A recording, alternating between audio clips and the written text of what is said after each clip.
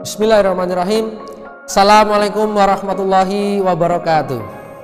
Alhamdulillahirrabbilalamin. Alhamdulillahilladzi arsala rasulahu bil huda wa dinil haq liyudhhirahu 'ala dini kulli wa kafa billahi syahida. Baiklah, pada kesempatan kali ini kita akan mempelajari apa? Mengenal teks eksplanasi kurikulum 2013 edisi revisi bersama saya Andes Agil Munamidia. Kita buka dengan bacaan basmalah bersama-sama. Apa itu eksplanasi? Maka yuk sama-sama kita mulai dari pengertian. Dari bahasa Inggris dari kata explain yang berarti menjelaskan, explanation penjelasan. Nah, tentu ada sedikit perbedaan ketika sudah masuk ke bahasa Indonesia, begitu ya. Nah, dalam keilmuan di mata pelajaran bahasa Indonesia, explanation berarti eksplanasi penjelasan. Penjelasan tentang apa? Belum jelas. Nah, ya, tentang fenomena atau kejadian alam dan sosial. Nah, intinya di situ ya. Jadi eksplanasi itu bukan menjelaskan apa gitu. Saya menjelaskan Pak membuat pernyataan, bukan. Lebih kepada bagaimana menjelaskan fenomena atau kejadian atau peristiwa alam dan juga sosial yang ada di sekitar kita. Maka di dalam mata pelajaran bahasa Inggris ada namanya explanatory text. Ini sama begitu ya. Jadi kalian ketika mempelajari bahasa Indonesia nanti juga pas mempelajari bahasa Inggris insya Allah sama, tinggal diganti saja dari bahasa Indonesia ke bahasa Inggris atau sebaliknya, begitu ya. Untuk pengertian insya Allah singkat saja, maka kita langsung masuk ke selanjutnya, yaitu berkaitan dengan unsur-unsur pembangun atau unsur-unsur yang ada di dalam teks eksplanasi. Yang pertama ada kaidah, yang kedua ada struktur atau sistematika, dan ketiga adalah kebahasaan. Nah, terlanjut yang pertama dulu, yaitu kaidah.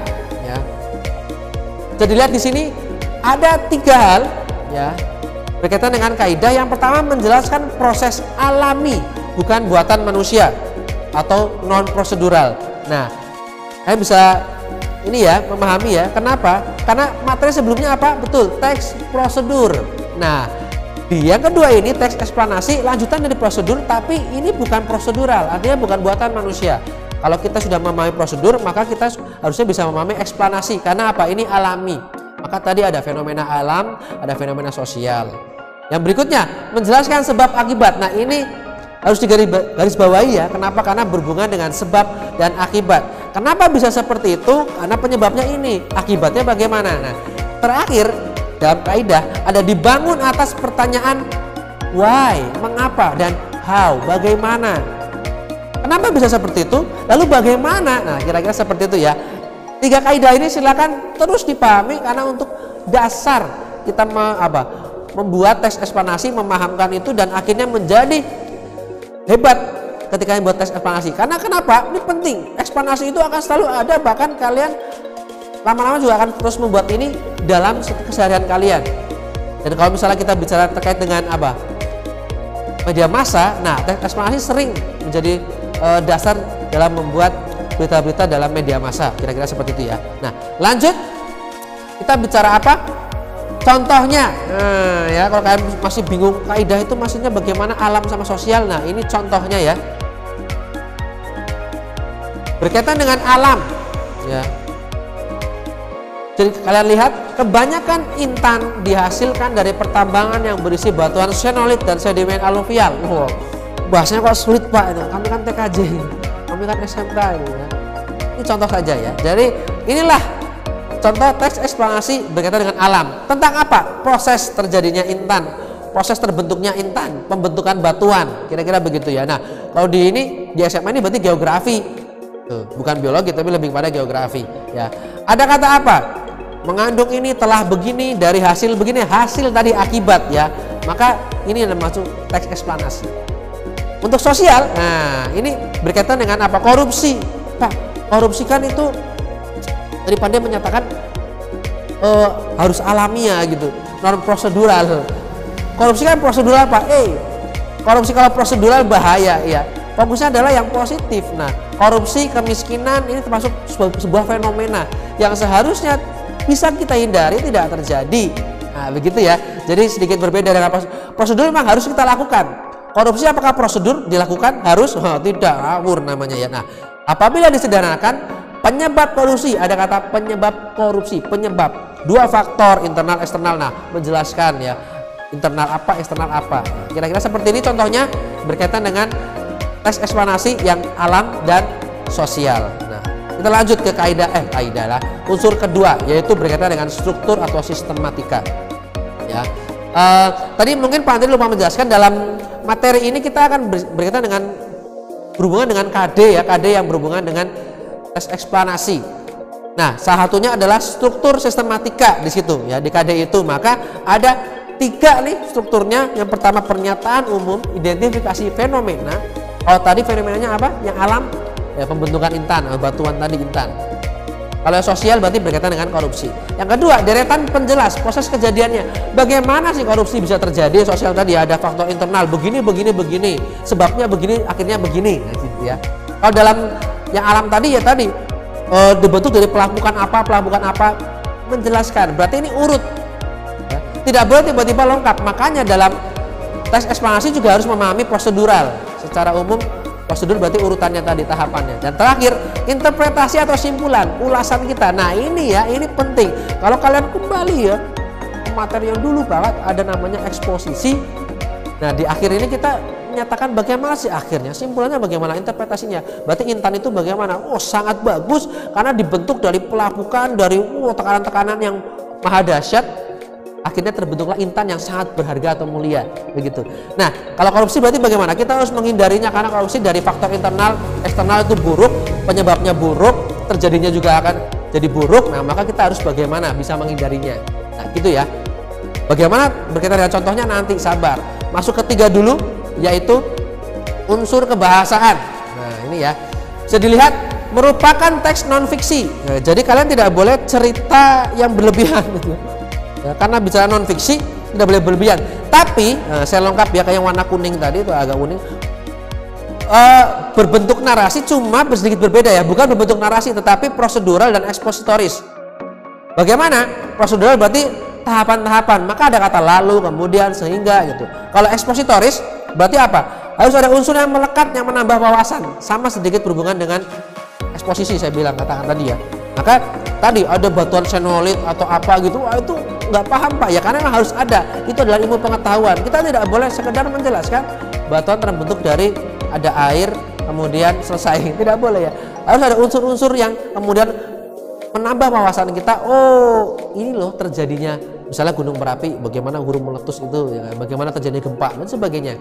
Penggunaan bahasa baku, ingat karena ini memang kalimat ilmiah, karya ilmiah, maka harus menggunakan bahasa baku. Dan kata sebab akibat tadi bisa dijabarkan tuh ya, ada menyebabkan, disebabkan, karena, sebab, akibat, oleh karena itu, jadi ya.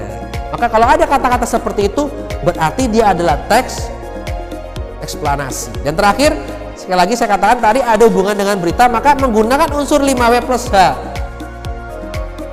Apa, what, ya kan, when, kapan terjadinya, gitu kan, where, di mana, why, mengapa, dan how, bagaimana, kira begitu ya. Jadi who ada mungkin siapa, tapi siapanya ini mungkin akan sedikit dihilangkan ya, karena tidak begitu penting dalam eksplanasi. Walaupun itu juga nanti akan ada sedikit porsi di situ ya. Who, siapa itu tidak, itu kadang tidak dimasukkan, tapi kadang juga ada yang dimasukkan. Nah ini adalah unsur kebahasaan. Mari kita langsung fokus pada berlatih ini, contoh-contoh ini ya.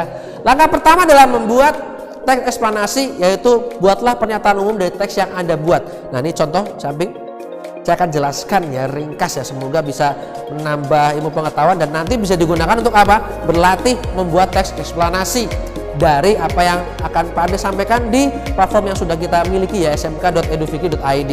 Oke, Gunung Merapi merupakan, cetak merah ya. Ini adalah salah satu trik saja ya. Dalam pernyataan umum pasti ada kata adalah, merupakan. Itu harus ada. Kenapa? Karena masih menjelaskan gunung berapi adalah apa, dan dia bisa meletus gitu kan ya. Nah kemudian ada kata lingkar api, ring of fire. Nah ini ada salah satu bentuk kebahasan tadi ya, menambah wawasan, ekspositoris. Tidak sedikit wilayah yang gunung berapinya masih aktif, dapur magmanya begini. Nah ini penjelasan nih, mulai penjelasan.